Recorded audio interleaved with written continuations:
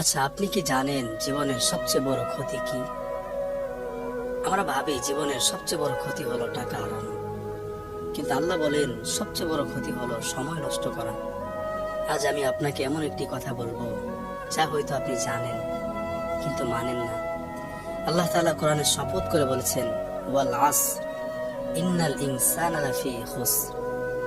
সময়ের কসম, নিশ্চয়ই মানুষ ক্ষতিগ্রস্ত।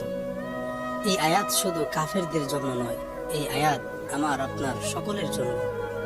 আজ আমরা ঘন্টার পর ঘন্টা মোবাইলে দিই, কিন্তু নামাজে 2 মিনিট মনোযোগ ধরে রাখতে পারি না।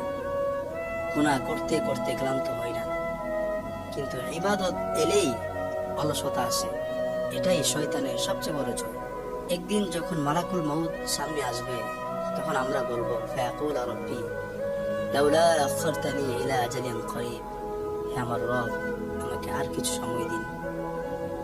ইলা আজালিন করিব, আর কিছু অবকাশ দিন। ফাসাদ্দাক, আমি আমার জীবনের সম্পদ থেকে সদকা করব। ওয়া আকুম মিনাস সালিহিন, এবং ভালো মানুষের অন্তর্ভুক্ত হয়ে যাব।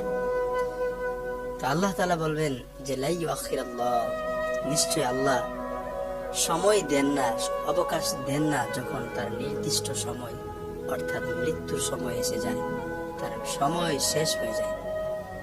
এজন্য আসুন সময় আমরা নষ্ট না করি, সময়ের যথার্থ মূল্যায়ন করি। খোদ দুনিয়াতে আমরা যদি সময় নষ্ট করি, এই দুনিয়াতেই আমরা তার ব্যর্থতা, তার বিফলতা দেখতে পারবো, আর আখিরাত তো অবশ্যই দেখব।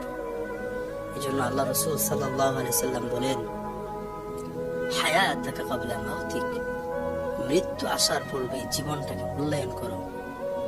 আল্লাহ আমাদেরকে এই কথাগুলো বোঝার তৌফিক দান করেন।